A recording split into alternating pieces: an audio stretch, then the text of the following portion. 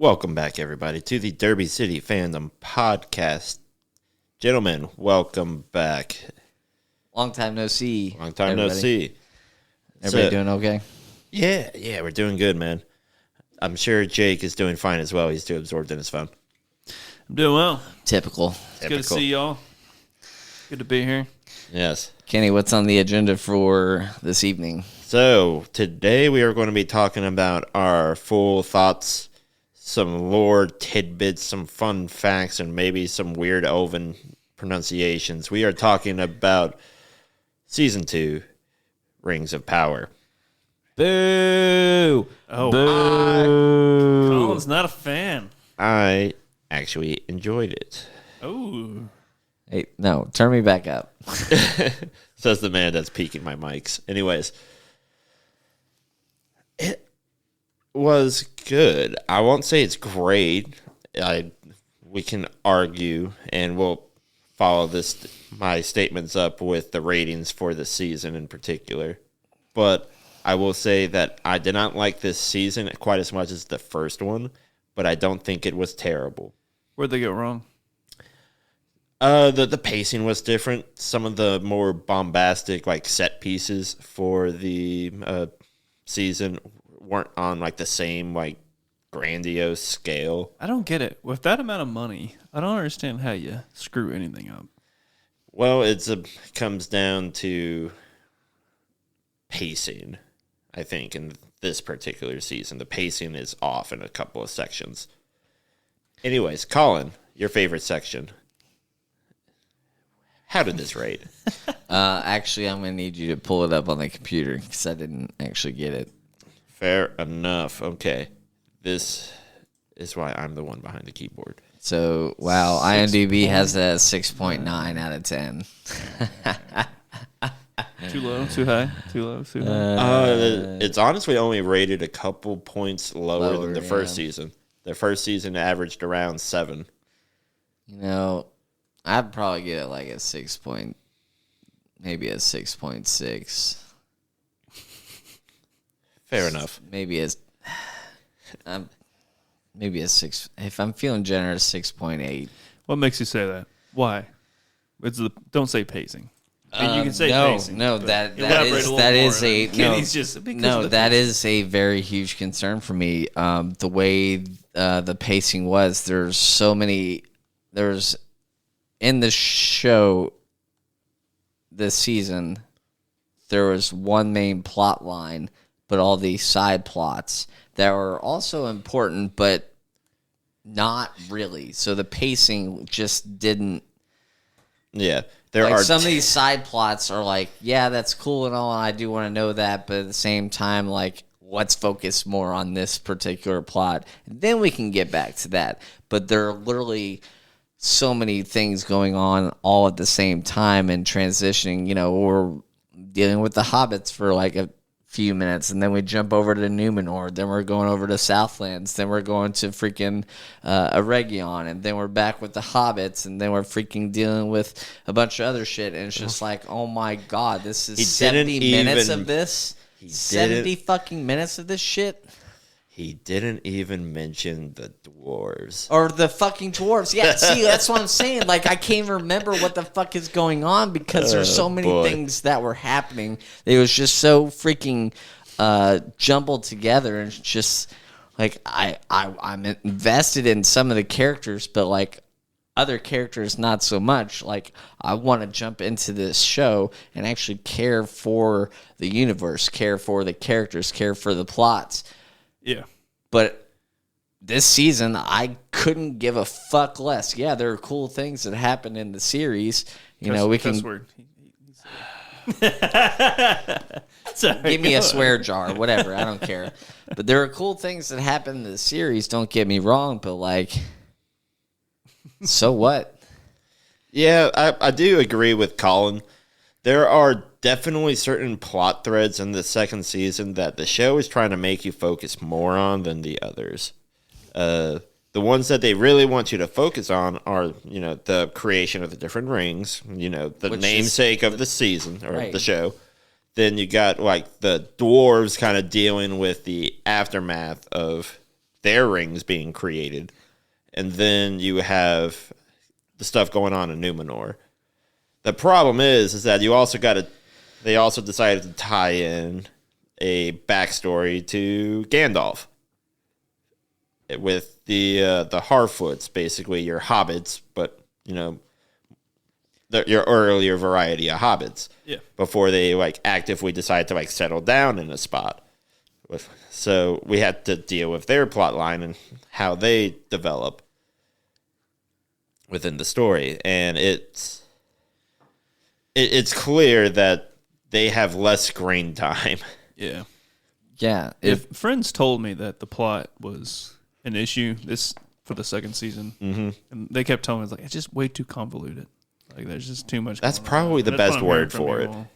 Yeah. It does come off as convoluted. But I did have one question for you all. Sure. What was your thoughts in terms of lore? The other criticism I heard was it was deviating too much from what Tolkien intended. Did you agree with that? I'll let Colin go first here. Okay. So there are aspects of the show that are in the book, right? So the whole Sauron Anatar, that is in the book for sure. Yes. He has many names. He keeps saying that. That's true for sure. But the way that the rings were factually made, they didn't do that in order in the series. Because the way that the season 1 ended was the elven rings were made.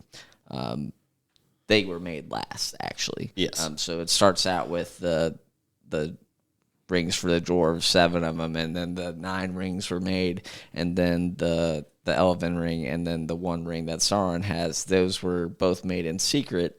They were made pretty much within a short time frame of each other last. Yes.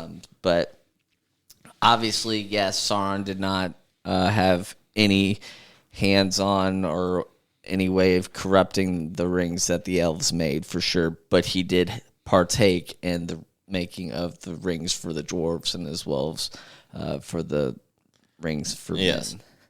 He definitely had more influence in his creation of the 9 than he did of the 7.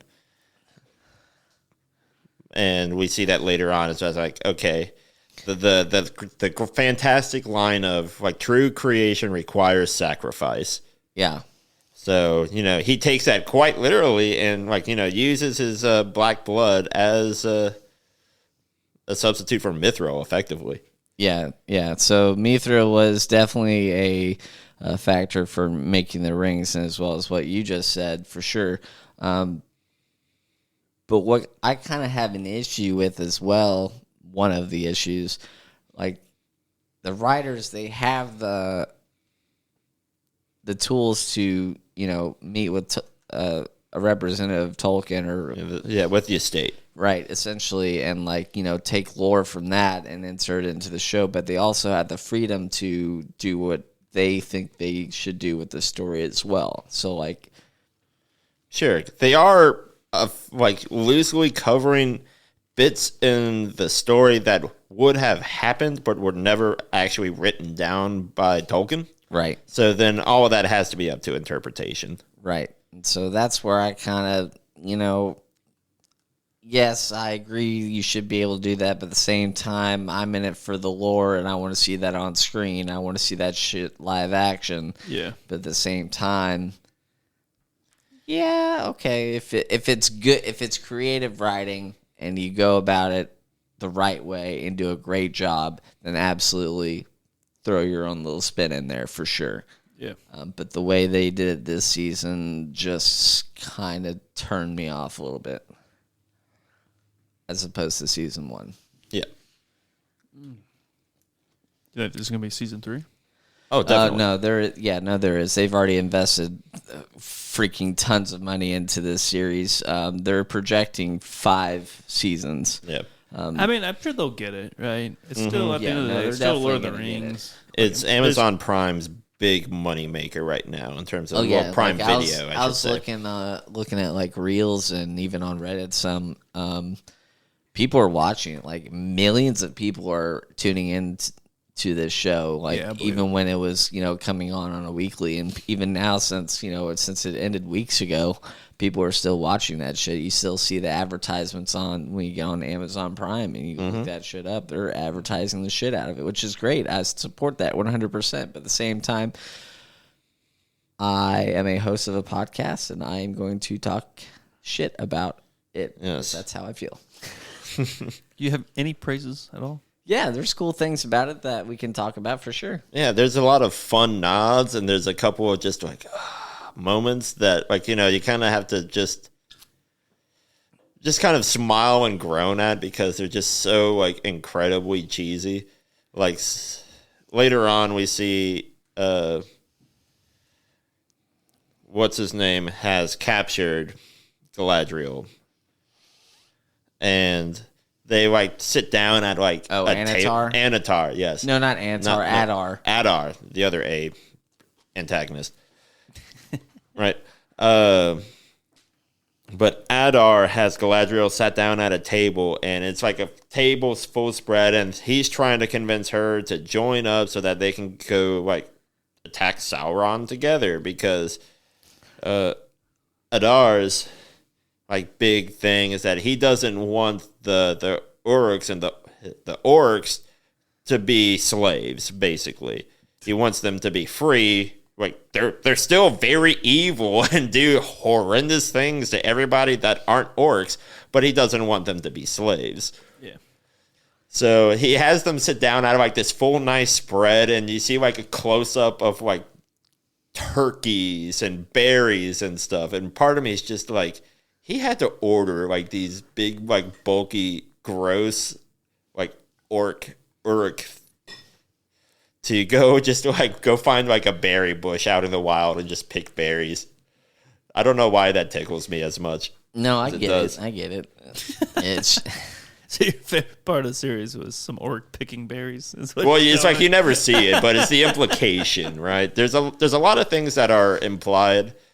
$1 billion. Yeah. Like yeah, no, there's some cool stuff. There's also some interesting stuff that I've always wondered about and perhaps read, but maybe forgotten about. But in the series, they do in fact show like a little infant orc. Yeah. So I thought that was like, oh, okay, Aww. that's cute, but like not. It's not something that was ever kind of like brought up. The fact that there are actually like female orcs. I thought they just came from like the ground. Well, they do. They do. And they don't. That's the thing. They're implied that they originally came from there. Like that's how they're made through like the black magic or whatever. But then it's like once they're created, they are able to sustain their population through their own means. But this is the first time that we ever actually see that. Mm. But if you look into it, how Uruks are made, they're basically, tortured and mutilated elves, essentially. Yes. So that's how they came into being. And that's actually touched on a little bit by Christopher, what's-his-face, Saruman and the Two Towers. Or no. Was that the Two Towers? Yeah, that was Two Towers. Mm-hmm. So that was a cool little nod, but I wish they kind of went a little further into that. But the Uruk-hai aren't a thing yet. Mm-mm. That was a Two Towers into like Lord of the Ring Fellowship and all of that. Right. Those are your beefed up orcs. Okay, That's the best. So let's take a step back. All right, stepping back. So the first episode, this is how it pretty much starts out. You see Sauron and Adar freaking talking to one another and arguing and whatnot, and a bunch of freaking orcs in the background, right? Mm-hmm. And they're arguing. I can't remember what it's about, but just the way. I was going to say he was doing is Sauron is trying to get them to bow to him, get all of them to like pledge their loyalty and be his slaves, to like bow to him to be the new Dark Lord, and Adar was not having it. Right. And so essentially Adar convinces the orcs to betray him, and they end up all, literally all of the orcs together stabbing Sauron, right? And so they like take a bunch of swords, spears, and whatever, and he's literally just laying there on the ground, and they're all standing above him, stabbing him, like literally hundreds of freaking. Jon Snow, got it. All right. Right, but way more piercings. Yeah. Like Jon Snow wouldn't have survived. Yes, he would have been able to be brought back. Yes, you could say that Sauron fell onto a knife something like 50 times. Probably more than that. Probably more than that, because they go at it for a minute. Yeah, for sure. And then I think, what does Adar give like the final blow, like to the heart, kind of like a Jon Snow vibe? I think he gave the first one, actually. He stabs him with the crown. Oh, yeah, that's right. With the dark crown. After all that ends, you see Sauron turn into this like black goop, essentially, like kind of like Venom from Spider-Man. Now he turns into that like black goop. Jon Snow turns into Venom. Got it. I'm following. Yeah.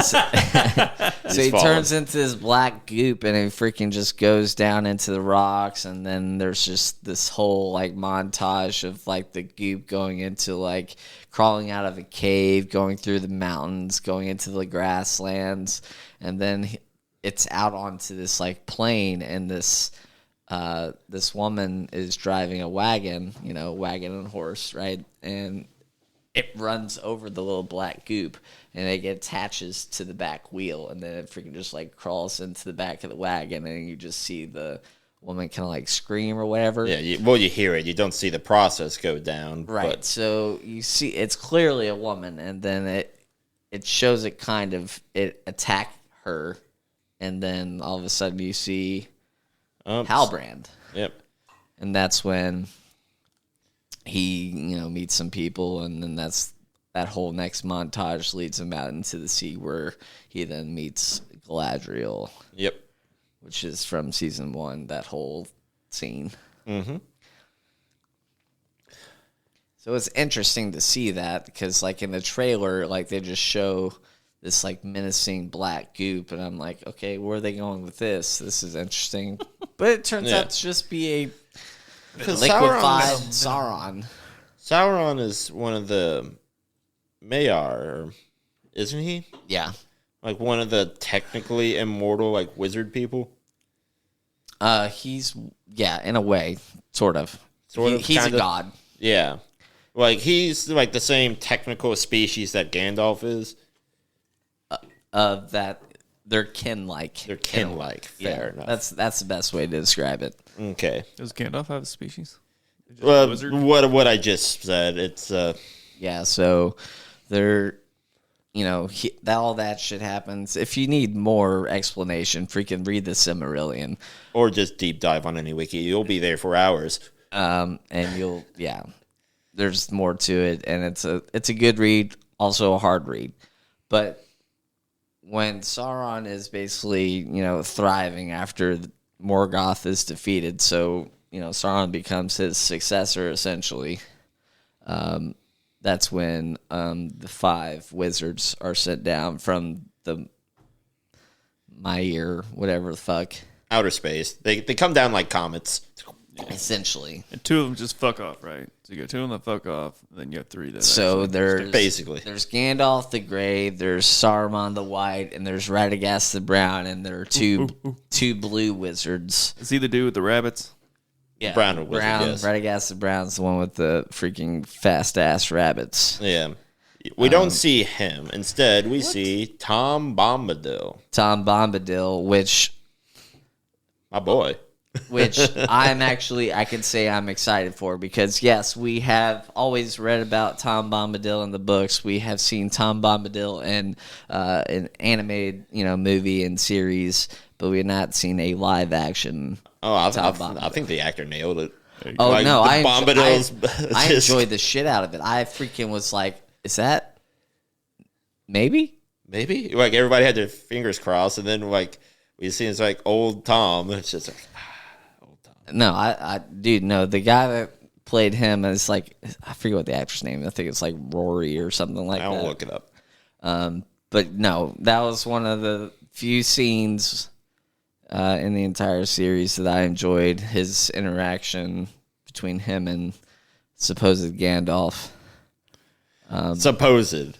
So later on, we definitely find out what his name is. Yeah, and that was a little bit of a buzzkill for me. Yeah, Rory Kinnear. I'm probably mispronouncing the last name. Anyways. What's that butcher it? Rory something. Yes, Rory K. But we like this the subplot, like the kind of like forgotten subplot of this season is like it's a dude from James Bond. Mm-hmm. Skyfall. But the subplot of Gandalf and the Harfoots is definitely kind of put on the wayside. But then they just kind of drop like the big bomb of like, okay, Bombadil's here now.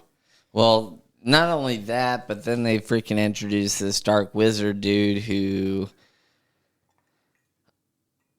I'm kind of confused because there are only 5 wizards sent down, and he's kind of, I mean, he's obviously lying because I don't know where he's from. This has to be a writer thing because I've never even heard of this dark wizard dude. I mean, it was already implied that Bombadil and the Dark Wizard were there before Gandalf ever landed. Right. I understand that, but like, so he's like the first wave. so like kind of stuff. In lore, I've never heard of the Dark Wizard ever. Yeah, because the Dark Wizard had always been Saruman. But the guy that plays him, I think his name's like Kieran or something. But he's the king beyond the wall in Game of Thrones, Jake. Yes. But he has this, long dark beard, dark hair, and he has like this gray little streak of hair, and he's kind of playing both sides of like being an evil guy, but also like it's like he's evil, so he wants to do away with the bigger evil that happens to be Sauron. Yeah, so he wants to defeat Sauron, but become his successor. Essentially, that's what the Dark Wizard's kind of goal is. But yeah, this series, man, I'm telling you, it's interesting to a degree, but at the same time,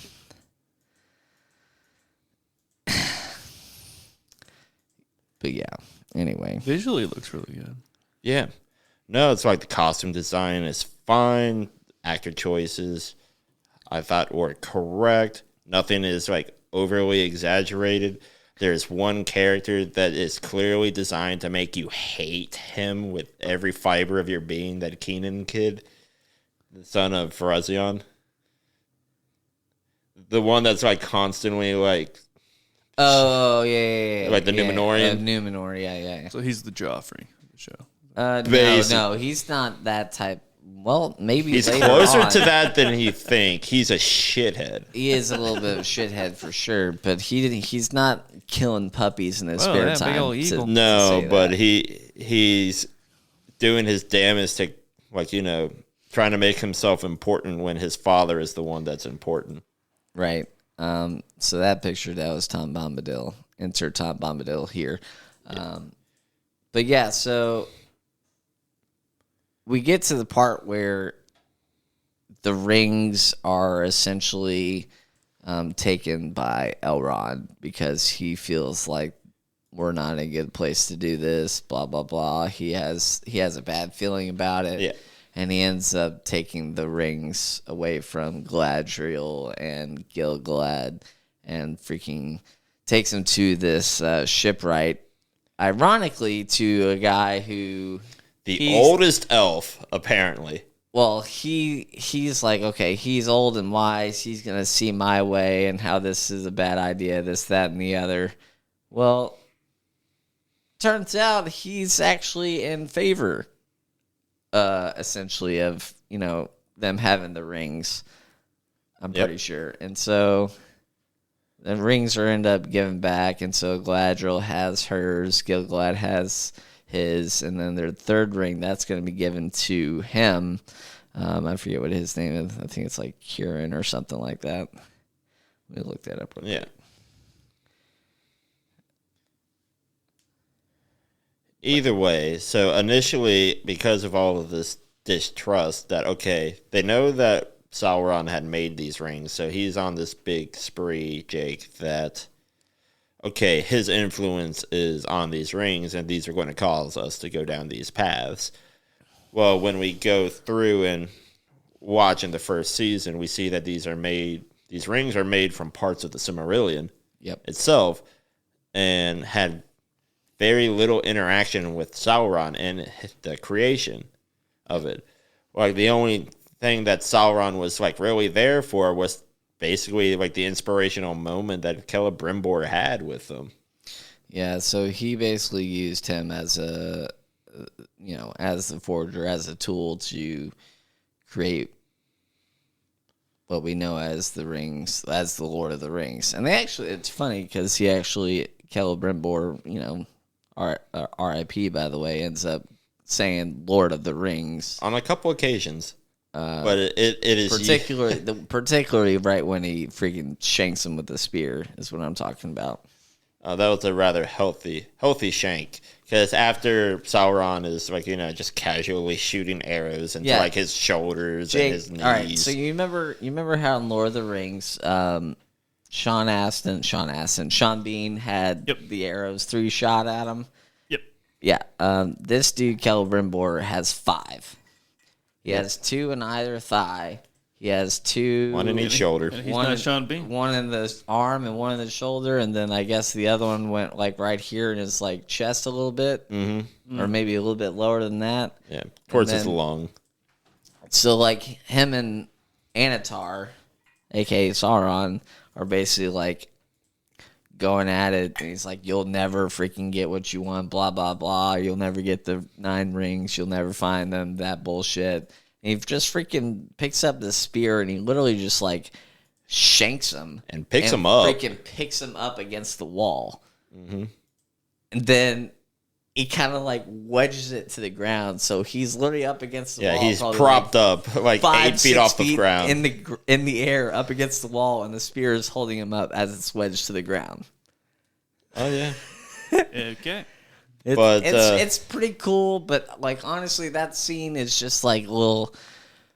I don't know. It's a little dramatic. It's dramatic. It comes off as like, okay, the show is being the show, so I'm not going to hate it.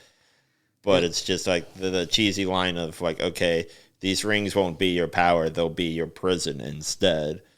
So it's like that last final jab, like the last final verbal jab before you get like a spear impaled into your chest. But I kind of want to touch a little bit on the 3 elven rings real quick. Sure. Just for informational purposes, really. Yeah. So obviously Gil-galad and Galadriel have one, and then the shipwright Kieran, I guess. Yeah, he has the blue one. Right. So Gil-galad receives Vilya, which means air, which he later then gives to Elrond after he dies, which I'm pretty sure he dies in the Dead Marshes. Yeah, he dies in that fight. But you see that in the beginning of the Fellowship. And then Kieran, or whatever his name is, the shipwright, he has Narya, which is fire, which he then gives to Gandalf. Yep. Later the red on. ring. Later on, and then Galadriel, she has Ninya, which is water, and she later reveals that she has a ring to Frodo in the Fellowship of the Ring. Mm-hmm. But we don't really know that this elf dude, Kieran, or whatever his name is, you see Gandalf have a ring on, I think partly in the Fellowship, I believe. But they don't really touch on it at all, so I'm wondering if they're going to touch on that. Yeah, they don't really bring up that bit with him. At all. I think they only bring up that it's like, okay, Gandalf has been around. Because even in terms of just like Hobbit years, like this guy was already older than Bilbo Baggins, and Bilbo Baggins was the oldest of them all. Right. So that's kind of the fun little play that we have there, is that all these ring bearers all have like extended life in some fashion or another. At least all the ones that don't have the 9. Yeah, yeah. But we can, jump a little bit ahead, I guess, and we see that, was it the Mithril, I guess, where, if you have the moonlight out and it shows up a dwarven door, and in order to enter, you have to read that riddle, and the password is friend. Melon, Yeah, what's Elvish for friend? So they use Mithril, right, in order to, they discovered that. Yeah, well, as kind of like an homage and like a partnership thing, they create basically a new entry, a new gateway, so that it would be easier for the Mithril to flow from the Khazad-dûm to Elvish City. Right. Region, thank you. So because of that, we see like the creation of the door that we see in Fellowship. So I thought that was a cool little homage. Like you said. So I really enjoyed that. But then also, I forgot where I was going to take this. So later on you see Adar when they're fighting at a Region, and that city is basically destroyed 100%. He's fighting Elrond, and he ends up taking Galadriel's ring that she gave to Elrond for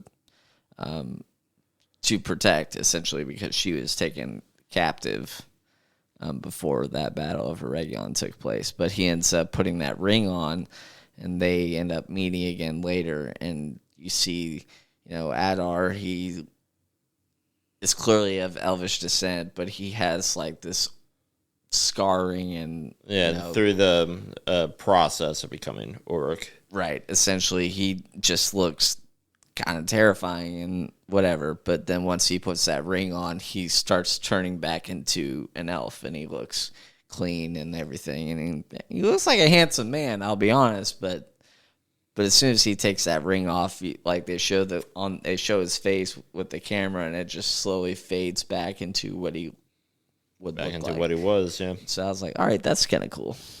Yep. But then that's when some shit goes down. Mm-hmm. So after Region's basically destroyed, Sauron kills Celebrimbor, and then Galadriel tries to, escape with some elves, and she ends up, getting captured again and is taken to Adar, and that's when he reveals that he has her ring, and we see that whole process. And so they end up just about to fight, but then that's when Adar and Sauron come into their little tidbit, and Adar ends up getting stabbed a billion freaking times by orcs because they decide to betray him because he, worked his magic, I guess, and said, hey, I got a better idea. Let's do it this way. Yeah, Sauron basically silver-tongued the orcs that were following Adar. Basically by saying it's like, okay, he's actually not, like, he's sending you to war. He doesn't have your best interests at heart. Well, the only reason why Adar is ever going to war is because he wants him and his people to just be free of any outside control. Mm-hmm. So we kind of see it come full circle, and we basically now see that Sauron has just gained control of the orcs. Yeah, it's come full circle, really, and those same orcs that stab Sauron a billion freaking times are now stabbing Adar a billion freaking times. So Adar's dead. There's no way of him coming back for sure. Yep.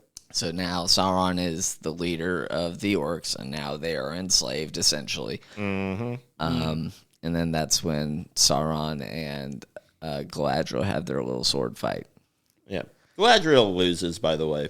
Yeah, she very gets, hard. she gets stabbed. She gets owned.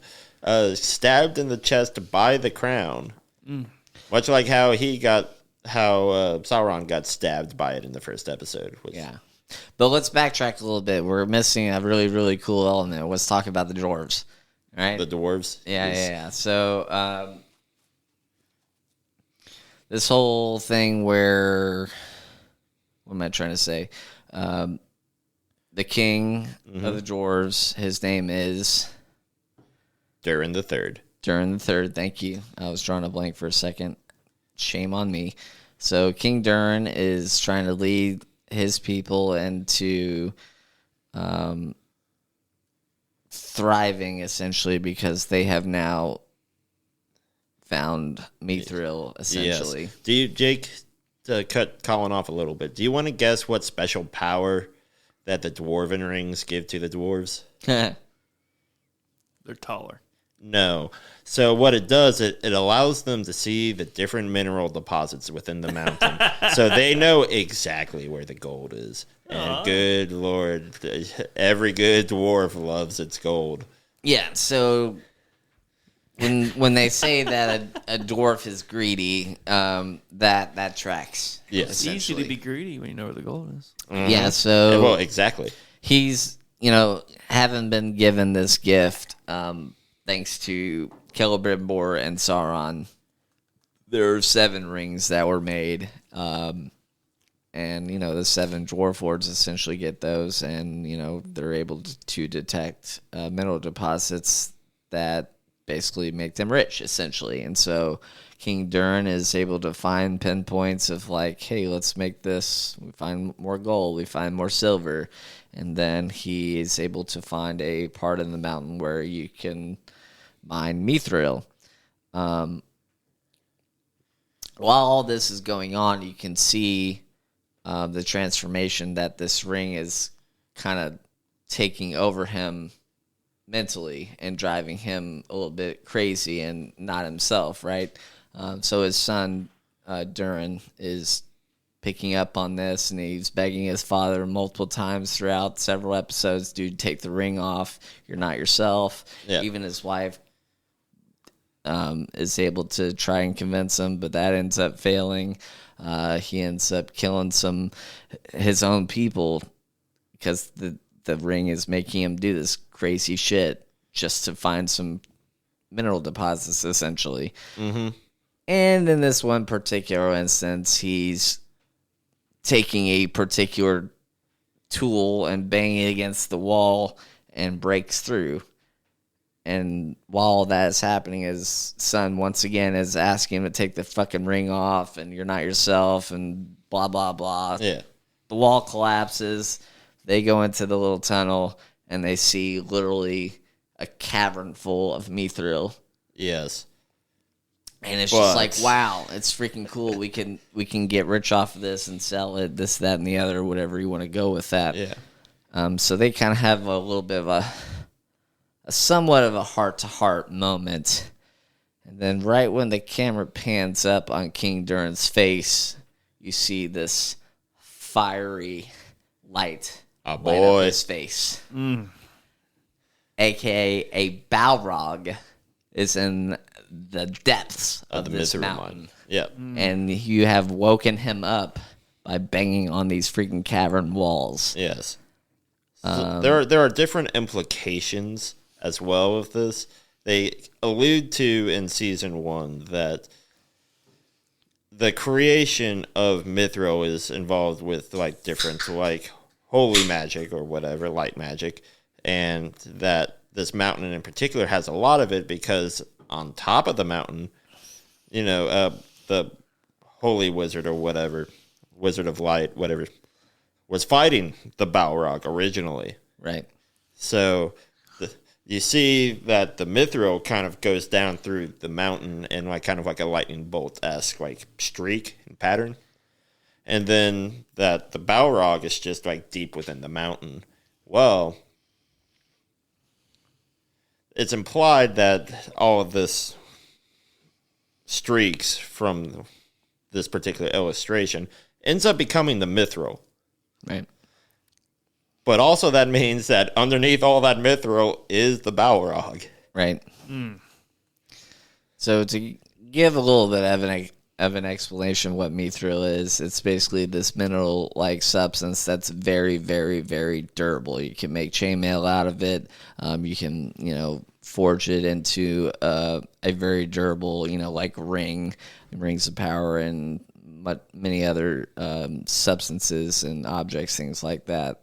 The chainmail that Bilbo had was made of mithril, so that was a kingly gift, if I remember correctly. Yes.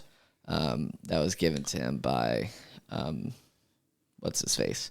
But anyway, yeah, so we see the Balrog, and he basically kills the king, essentially. Yeah. But we get one last, really fantastically delivered, internal monologue. Because throughout all of the Dwarven subplot, it's Durin the Fourth trying to convince his father to, give up on the ring, go back to how he was. Give up the ring and your promise of riches for the sake of your family.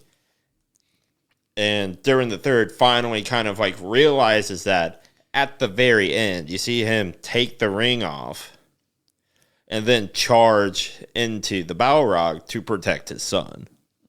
Yeah. He kind of just sets that off to the side and says, all right, I'm going to go take care of this. You're king now, essentially.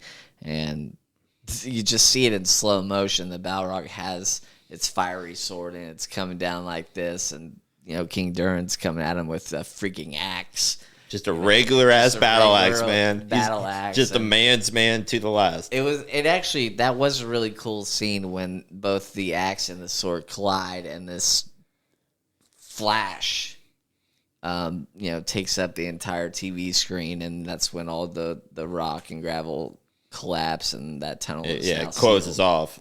Tunnel. So that's the last time we see any of the dwarves until, I guess, this next season, and that's when we jump into the Battle of Region, which we kind of already talked about. Yeah. Well, to actually you a little bit, the dwarves do come to the elves' aid at Region, but it ends up being kind of a bittersweet moment because Elrond's asking, it's like, hey, where's my friend Durin the Fourth? And he's just like, well, he's in mourning. And Elrond just kind of puts it together. It's like, okay, the king is dead. Yeah. So that was an interesting little side plot for sure. I really much enjoyed. I knew the Balrog was going to come. I was kind of hoping it was later, I guess, maybe next season, but I guess now will have to suffice. But it was a cool little interaction, and then that's next time we see that very same Balrog, I guess, is in the Fellowship, right? Correct. Yeah. So that was really cool. But now let's jump over to the Southlands. Sure. You want to talk about Numenor?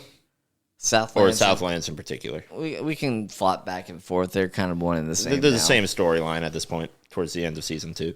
Yeah, so, Numenor basically... God, where do I even begin? Well, we want to talk about basically the Queen and co. are coming back to Numenor after the failed battle at what is now Mordor. The Queen is very blind, and people are starting to become suspect of her ability to lead. Yeah. So one of her advisors, Pharazôn, sees this as a great moment to kind of instill unrest and make a play at the throne, so to speak. Yeah. So we go through this. I find it funny. The lowest rated episode for that entire season is episode 3, where it's almost entirely the politics bit of Numenor, where we have the eagle coming in. The eagle comes in at the end, which is what's the word? It's supposed to be in the old faith or whatever. It is that if the eagles come down and blesses your coronation, then you are the true ruler, or the rightful ruler of Numenor. Which happens. And they're instilling that upon Pharazôn, right? Yes. Well, it's weird because the eagle comes in, and then like she's- Pharazon's like he's like the closest one to it, and he's the one that like walks up to it first. Well, the queen's blind, so she has no idea like where it is, so she couldn't even like walk up to it if she wanted to. It's up for interpretation if you want to look at it like Pharazon's the rightful ruler, or actually it is the queen, which we then find out later when they put both her and what's his face, Elendil's father, up for trial, and Elendil is his name. Elendil. Yeah. No, Isildur. Sorry, Isildur. Isildur's father. Yeah. Elendil. Right. They're the same. Yes. They're not. They're anyway, they're up for trial for treason and some bullshit, whatever that's conjured up. It's all bullshit, essentially. Yeah. The weakest part of this is the politics in Numenor, because we get this little bastard like Pharazon's son, Kenan, who just fucking hates Isildur's family. He is in a way Joffrey. He is in a way, but he doesn't. Petty like I asshole. said earlier, he doesn't freaking kill puppies in his spare time. But He probably would if you gave him a knife, but he's too much of a pansy. He is a little bit of a pussy. He talks a mad game, but like if you went up against him in a fight, he'd get his ass whooped. Yeah, he gets his ass whooped by one of the king's like loyal guards. Yeah. And he gets his arm broken, and you just like for like half a frame, you see him just like crying in the corner. Yeah. Well, the moment that the guard takes up the full frame of the screen, he gets stabbed in the back by the guy. Yeah. And then that's when everybody in the room gets accused of treason and arrested. Right. And then we get probably the only I thought it was like the best redeeming part of the Numenor stuff is when the queen volunteers to take the trial. So Pharazon recognizes that the old faith is kind of still around, but he wants to crush it, right? So they kind of go to some old beliefs and old rules that, okay, if you think that you are not guilty, we'll put you to trial via sea worm. So they have this method of calling the sea creature that they just call the sea worm. And is it a horn or a drum? It's a horn. Yeah. But they call in this sea creature, and if it kills you, well, then you had to be guilty, right? Very witch trial kind of stuff. Yeah. And it's oh, well, if it doesn't kill you, then I guess you're innocent. So we see that the queen kind of volunteers, just okay, I'm responsible for the people under my control, and thus by old law, I am able to take the trial in their place. So she does. So she jumps into the water. Oh, boy. She sinks down low enough, and she ends up coming face to face with the sea worm. I really wanted to say that she sees it, but she's blind, so she can't. But then you just see the monster roars at her, screams at her, and she's just stone faced at it. And in the next scene, they're trying to say it's been a couple minutes. Okay, the queen hasn't resurfaced. She's clearly guilty. The monster just throws her back up onto land, and then it's just and the queen is she plops onto land, innocent. That's almost verbatim exactly how that fucking goes. And so they're all "Hail, Queen Muriel." That's her name. Queen Muriel, Queen of the Sea. Queen of the Sea, right. And so that's all fun and dandy. Meanwhile, over in the Southlands, we're going to jump a little back to season 1. So there's the whole battle and whatnot. And so this kid named Theo, dude, I have some theories about this kid, but at the same time, if it happens, I'm going to be really pissed. But we're going to get in that another time. Yeah. So this kid Theo and his mom, I forget what his mom is. Mom Doesn't matter. She's dead at the end of the season. Yeah, so the next time that we see her, not really. She's getting a ceremonial pyre. Yeah, essentially. So somewhere between the end of season 1 and the beginning of season 2, she dies. We have no idea how she dies. I guess. Well, we do actually. Her like elf lover person. Yeah, I forget what his name is. He basically says like human flesh is not so quick to forget orcish poison. Something to that effect. So when she got stabbed in season 1, that they thought they healed her, but it did not. So that's the bit that I think is kind of dumb writing, because it's just like, well, at the end of season 1, she's clearly just walking around like she's like fine enough to move. Yeah. And then they make a comment, it's like, oh, well, we never fully healed her and now she's dead. Yeah. Anyway, so he's kind of, this kid Theo, her son, is like, bearing all this weight that his mom died, whatever, blah, blah, blah. So he... Standard childhood trauma stuff. Yeah, whatever. It's kind of boring, and who the fuck cares? Everybody's parents die at some point. Get the fuck over it, kid. Whatever. God, that was a little brutal. Moving on. So like, there's kind of like this little bonding moment between him and Isildur, who ends up surviving from the volcano that erupted in season 1, thanks to his horse Beric. Yes. The best boy. Yeah, good boy, good horse. Good horse. What has exactly happened? The spiders, that's right. Yep. Yeah. So Beric comes in, saves them from the spiders, and they get out, whatever.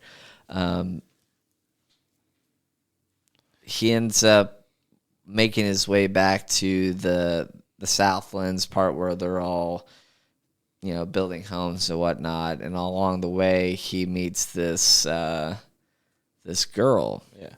One of the wild men. Yeah. And so they kind of work it out together, and they end up falling in love, sort of, kind of, but she's actually betrothed to someone else. So it's kind of like this, what would you call it? Love triangle. Love triangle. That's the word I was looking for. Thank you. So there's a love triangle between her, Isildur, and her betrothed. I don't even remember what his fucking name is. It's important. But he's basically like the leader of half the village, if you will. Yes. The only reason why this ever becomes confusing is because she was like 90% certain that he had died, like her like fiance or whatever. So then when she discovers like towards the end of the season, it's like, oh, you're actually alive. They have a moment, and then like we see it, like Isildur just kind of like think to himself off to the side. Yeah, so that was kind of interesting, funny, and also like in the lore, he does have somebody. He does have a wife, but I actually think she dies, if I remember correctly. So I guess they didn't really want to go that route, the writers, I mean, and so they have this other girl playing his love interest instead. So that's interesting. Where do we go from there? Oh, we get to see an Ent. Yes, we get to see some fucking Ents. We get to see a male and a female Ent. Yeah. Yes, right. and the female Ent in particular is the one that's kind of like the boss of the group because she's the oldest tree, so she's the wisest tree. Oh, man. She's also the craziest and the most grumpy because she's really pissed that, people need firewood. Well, stop trying to murder all of my friends. Yeah, I like it. So, like, there's this whole... Like I said, best film. So, to give context, there's these group of individuals that are loyal to Sauron, and so they end up getting these literal brands on the back of their neck, and then the people that are not loyal obviously don't have the brands. And so we end up finding out somewhere down the road. Meanwhile, all these people are being taken by these giant beasts or whatever, and you see like several yards of forest like demolished, and they're like, what monster is doing this? And it turns out to be ants. So ants killing trees. I don't really. Yeah, it's funny, isn't it? Huh. So like they literally show like a sky view with the camera of like these trees torn down, and it's because of ants. Did you notice that? I thought it was implied that the orcs were the ones cutting the trees down and using them for their stuff, but I could be wrong. I'd have to go back and watch the scene. Maybe, but they were looking for. Yeah, because the ants were looking for the orcs in particular, because maybe I misinterpreted that. That's because the question that was presented to them and to the party that was dealing with the ants is, have you ever brandished an axe? And it's just like, just flat out, it's like, have you ever used an axe for any purpose? Because an axe traditionally is used for lumber. Right. So they're just like, they're doing their best to be like, okay, well, yes, we have, but we do it like Isildur is like explaining. It's like, well, we do it so that we can have shelter, so that we can, like, not grow cold, cook our food, and all of this. And they have an elf in the party, and the elf is like talking them down, be like, don't stop talking. Let me talk to you, the tree people. Yeah. And he ends up. They end up coming to terms, and so they make their ways, because these ants were they were literally capturing. They were capturing the people and like putting them in like the tops of trees that they couldn't get out, as basically as like a prison cell. And so that's what they're hunting for, is like, who's taking our people, and it turns out ants are doing it. So that's kind of funny. But they then come to this agreement like, yeah, we're not going to cut any more trees down, blah, blah, blah. And that's when Farazan's son comes ashore and freaking like, hey, we need wood. I promised y'all aid, supplies and food and shit, but we're actually going to turn your town into a military complex, so we need lumber for that.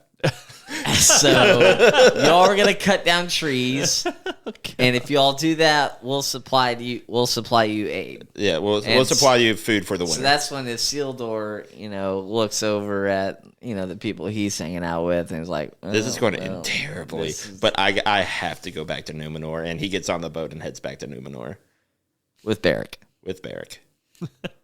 And not his love interest. Yes, no, the lowborn, as Keenan was calling them, had to stay behind. But a horse is not lowborn. Nope. Yes. Hell no. That horse is kingly. Yes. But speaking of kingly, so all the stuff in Numenor is going down. Farazan is in full control, full on going through the streets, removing the old guard and the any loyalists to the old crown, like taking them out into streets. And I don't think they start killing them. They just start like mass arresting them. But we then see the queen give arguably the second most important item in the entire franchise to Isildur's father. Elendil, yes. I keep forgetting his name too. But she passes off Narsil, the sword that is basically Excalibur. Whoever wields this sword is the king of mankind. Yep. And it's just like, we can rebuild, but we cannot lose this sword. Go, leave me behind. Hey, Jake, you remember over text, and I texted the group that I had bought a sword? Oh, you're going to have to... You're making the editor me work. Okay, you need to send me that photo later then. Okay. So I bought a sword. No. It's a replica. It's the sword that I'm talking about, that we're talking about. Mm-hmm. That's the sword I bought. It comes with a mount, and it's about 5 feet tall.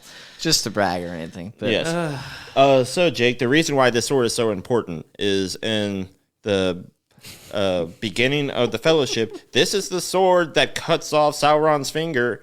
Hand. or hand, whatever. Minor details. Hand, That's a pretty big detail, man. well, I mean, he got what mattered. The ring is off the body, I see where you're going with this. but it cuts the ring off, and that's what starts everything, basically. Little do they know. Little do they know. Yeah, so, Sauron, takes that sword and basically, like, puts it onto the ground and steps on it, and it breaks. And then that's when Isildur Isildur uses, like, the hilt that still has, like, some sharp pieces on it and slashes at the hand. The hand. And that sword is also later reforged into the Flame of the West. Anduril. Yes. Yes. Yeah. So, yeah. The show, overall, man, dude. Seems like you liked it. I don't know. There's a lot of... No, there are parts, like I said, there are parts about the show that were cool and I respect and I loved. There's just a lot of in-between that don't mesh well. In-between shit, like Kenny's saying, like we said earlier, there needs to be a better way. There needs to be a better approach, for sure. So hopefully this next season that comes out, I guess next year, or they're going to wait 2 years. No, last season. Yeah, no, it'll be next year. There needs to be a better approach. They need to stop convoluting shit. They need to... See, for me, like, for a series like this that has so much lore and you have the opportunity to insert your own little plot twist, whatever, each individual episode's like 65, 77 minutes, whatever the fuck long. Yes.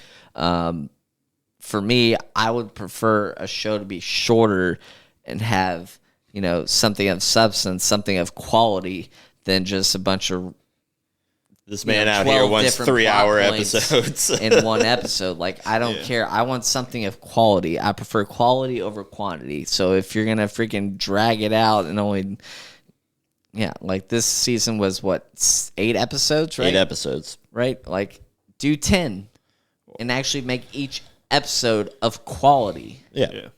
Well, this one was interesting in particular because they released, like, the first 3 all at once? First 3 at once. And then they, did weekly drops of the later episodes. Yeah, so that's 5 weeks, or 6 weeks, really. Effectively only 6 weeks of the show being, fresh and new. Yeah. And so, in a way, I respect that, but at the same time, I prefer quality over quantity. I miss the old Netflix ways. Well, you just want them to drop it all at once? Yep. I do. I really do. I mean, I understand the business aspect behind it. They want you to renew and all that, but... So, okay, with that being said, thinking of in terms of, say, House of Dragon or Game of Thrones, would you want every single episode dropped all at once, or do you want to look forward to something every week? Nope, rather just binge it. I find that to be impossible to fully grasp the density of the topic that was covered in this particular example.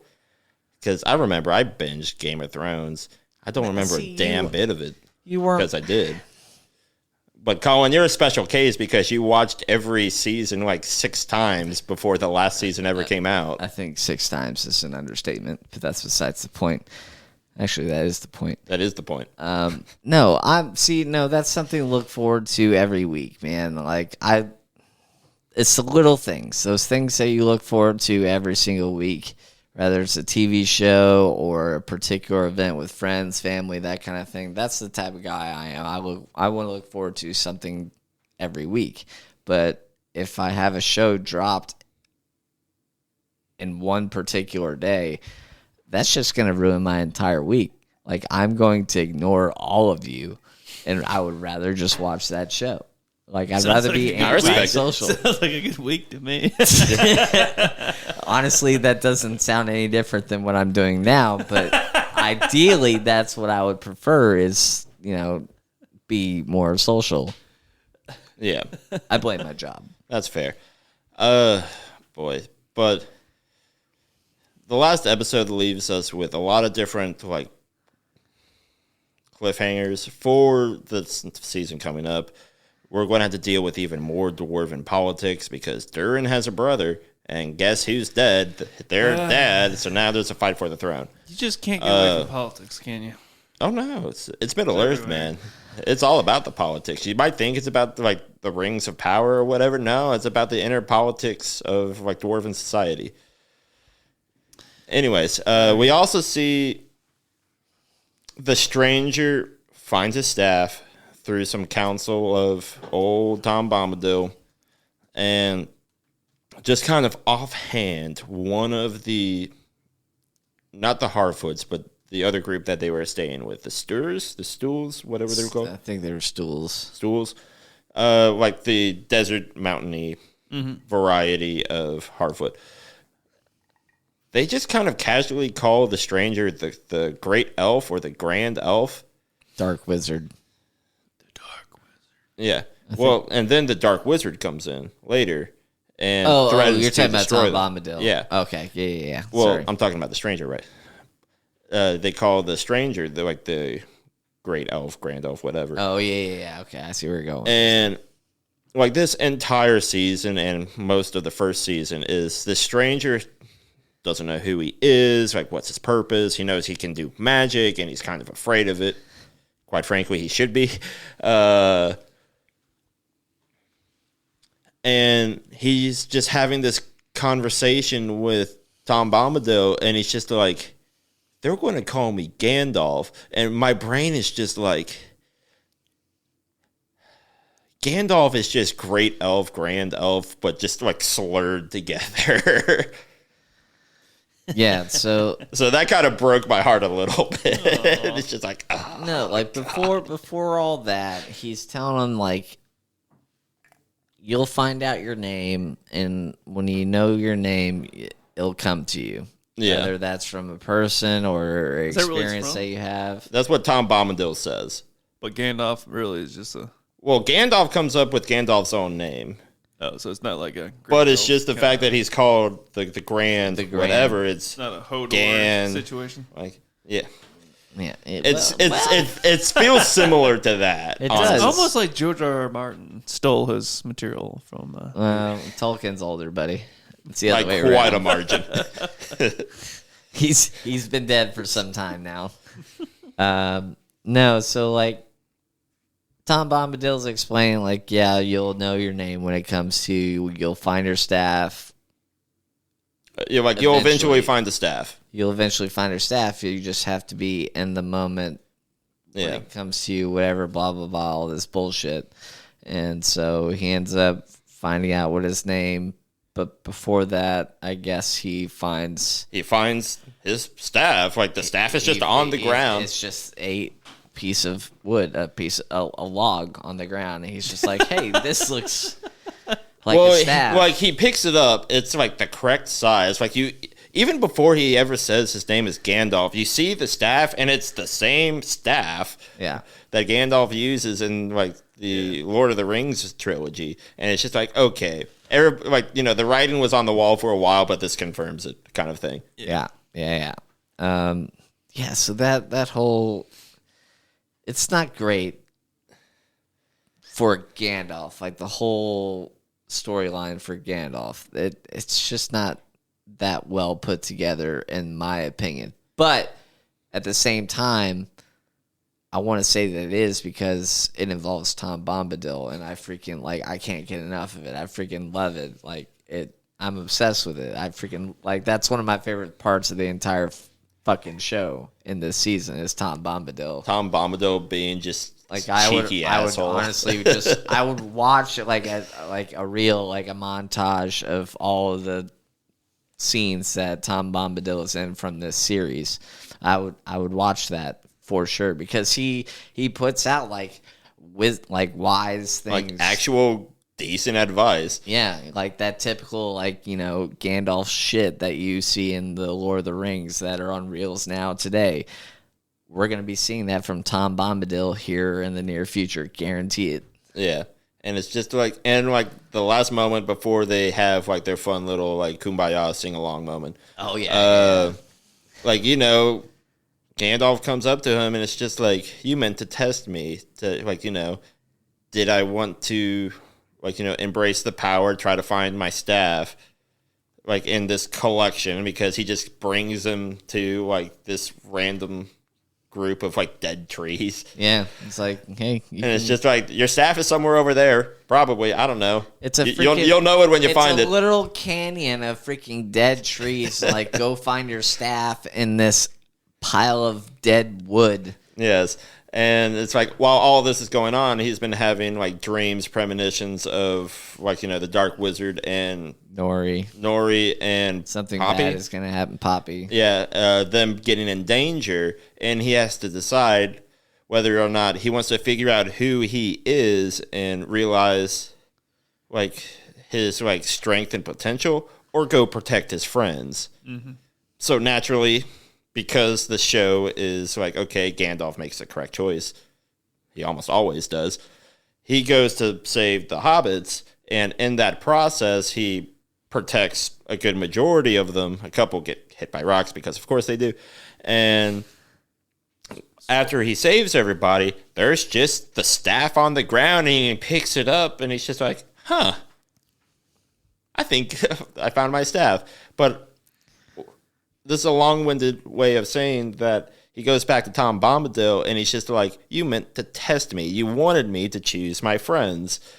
And then Bombadil just kind of smiles, and he's just like, the staff finds you. You don't find it. You don't, like, you know your name when you know your name, kind of thing. Like, it's given to you. You don't come up with it yourself. Yeah. Yeah, pretty much. And that's the last time we ever see them. Yeah, for the rest of the season. That's pretty much how the whole series ends. Kenny, do you have any predictions for season 3? Well, we're going to see Durin's brother. Yep. We might see Numenor finally flood out. It might be too early. Will there be Ents in season 3? We will probably see the Ents because they have to go foresting now. Yeah, that's true. We're going to see some more action with the elves and more stuff with them doing the 3 rings and all that. And well, the 9. I think the big kicker for this season coming up in 3 is that we're going to see Sauron picking his 9 to be, to be fair, like, all right, this is a double-edged sword kind of. Well, not really. It's one-sided, I guess. So, like, the whole turnoff for me was, like, it seemed like for most of this season, they were just focusing on that main plot, that being, like, forging the 9. How are we going to create the 9? And then once the 9 were created, now they were taken. I want the 9 back, right? Yeah. That's essentially how it worked out. But that only happened over a course of like an episode and a half. So, but it seems so much longer than that, Kenny. It should be. It probably should have been. But stylistic choice. So, like, that aspect, I want to find out who the 9 are. But the way they went about forging and bitching about, I want the 9 back, blah, blah, blah, give them back to me. Like, that whole attitude about it, that whole storyline about it just kind of turned me off. They should have taken a different approach, but they did what they did. So this next season, yes, I do agree.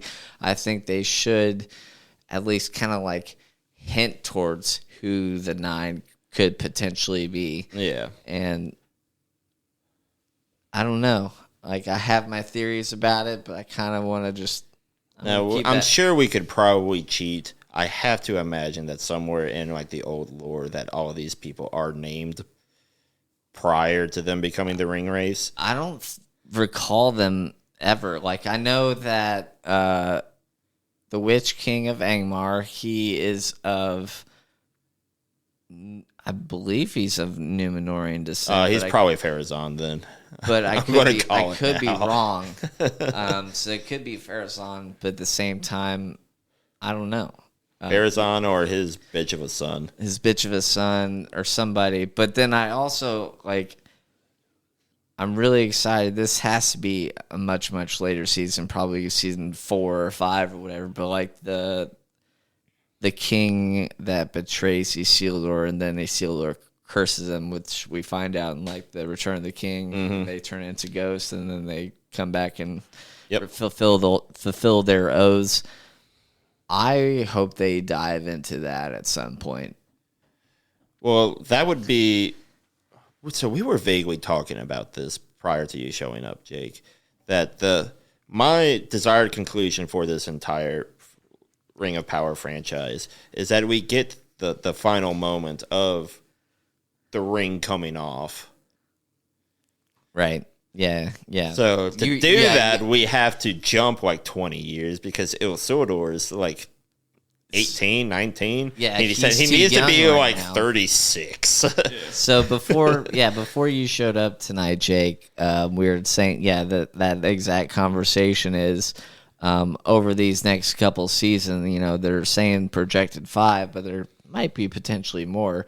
But if there's definitely going to have to be some time jumping here. So they can have some freaking like House of Dragon bullshit. Like one season is just like, you know, this characters as is. And then this next season that comes out, it's 10 years in the future and all the characters are different. That kind of vibe, you know what I mean? Mm-hmm. Like something, there's definitely going to have to be a time jump. But back onto what you were just saying is I am looking forward to the very, very, very last episode of the entire series. And I kind of agree with you. Like I said before, there needs to be that jump into where we're into the beginning of the Fellowship of the Ring, where they're at the Dead Marshes having that giant battle for Middle Earth. And that's when Sauron gets defeated. So like my kind of take on it is like the series is going to end like right when they're going into battle, and then you can literally turn on the Fellowship, and that's when. Yeah, it's like have like the big like kicker, big cliffhanger. It's like you just see like Gollum like crawl onto screen or something. Yeah, and so speaking of Gollum, they're taking that. They're making a new movie. I saw that. I don't know how I feel about that yet. I don't know how I feel about it either. But Aragorn or Viggo Mortensen, is on. He's on board. I think he's. Is it casted properly? He's my least favorite character. So, you guys like Gollum? Oh, Gollum. Oh, I thought you were talking about Aragorn. I was like, wait, what? I was like, that is a very hot take. That's a very hot take. Okay. We're at the. It's like you're fired. Get out. Can you fire a volunteer? Yeah, I guess so. I don't know. But anyway, yeah. So I'm excited for this next season, but at the same time, I'm gonna be critical because this series means a lot to me. These books mean a lot to me. So that's where I stand. I have high hopes, but at the same time, if they disappoint, I'll definitely let you all know. Hence why we do this podcast. Yeah. And who knows, maybe between now and then we can actually sit Jake down and have him watch this stuff so we can have an opinion. I just feel like this hasn't had the oomph yet. And I feel like that's kind of disappointing. I don't know. Do you guys disagree with that? The oomph? Like, with it being Lord of the Rings, I think this was Amazon's attempt to be Netflix's Stranger Things or HBO's Game of Thrones, or does that make sense? Or no, Disney's I get Star you. Wars it does live in that era where it has to work up to its own legacy of we have to produce something of similar quality to the original trilogy. Otherwise, fans are going to hate it. Yeah. But then we also live in a world where The Hobbit came out, and that was that 4 movies or was that just the 3? 3. Okay. And that trilogy and how people interacted with that. So I feel like where do you go? I feel like they made a really good decision with Lord of the Rings. Like if they were kind of trying to find something to compete with Star Wars, I think they picked a good one. Sure. But I just still haven't felt like I want to keep saying oomph. Like it's just not. I don't know. It hasn't impressed you yet. Yeah, and well, it's not just me. Like I just feel like out in society, and I don't know. Maybe you guys disagree, but I hear you. I don't disagree, but here's my perspective. Like when Game of on Thrones that. is going on, like everybody was talking about it. Everybody. All right, I'm not disagreeing with you, but I kind of want to. I don't know, mold it into what I want to say, so just bear with me. So this is kind of my take. I'm a Lord of the Rings fan. I'm a Star Wars fan. I'm a Game of Thrones fan. Whatever kind of, shows, movies, whatever they put out, I'm going to watch. Now, obviously, there are going to be shows and or movies that are going to be better than the others, right? So that's a given. So the original trilogy are by far better than the Hobbit series or even this new Amazon series, Rings of Power. And the same thing with freaking Star Wars. The original 3 are by far better than the prequels or the fucking bullshit with Daisy Ridler or whatever the fuck her name is. I don't even remember. Like with Game of Thrones, obviously the beginning is great and then it freaking sucks, right? You're just freaking left disappointed and things like that. So I'm a fan of this whole sci-fi fantasy world. I'm going to watch it, but I'm obviously going to have favoritism towards, the earlier stuff. Yeah. The nostalgic glasses are rose tinted. Yeah. So... Yeah, so that's kind of my take. Like, if you're a fan of the series or a fan of the universe, if you will, watch the shit and then obviously form your own opinion as you go. But, like, if you're not going to watch it and you're just going to form an opinion just based off of what you read on the internet, then you and I have a problem. No, fair enough. No, and I agree with you, right? So I agree 100% with you. I still feel like it hasn't been as, what's the word I'm looking for? Like, it hasn't popped in culture and society as much. It's not on your forethought. It's not a part of the zeitgeist, so to speak. Yeah, exactly. Zeitgeist is a perfect word for it.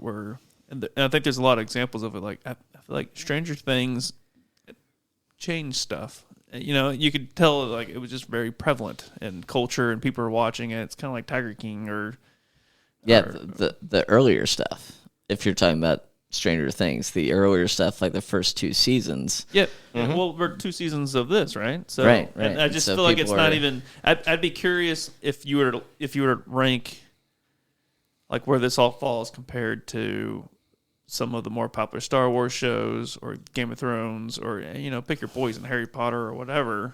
And I feel like it. I don't want to say it's a flop because I think there are a lot of diehard fans that really enjoyed the books and all that. Like, I have a ton of respect for that. And I get it, but I just, in terms of the zeitgeist, like, I just don't think, and it may just be like a paywall barrier too. Like, not everyone has the Amazon, but yeah, I don't know.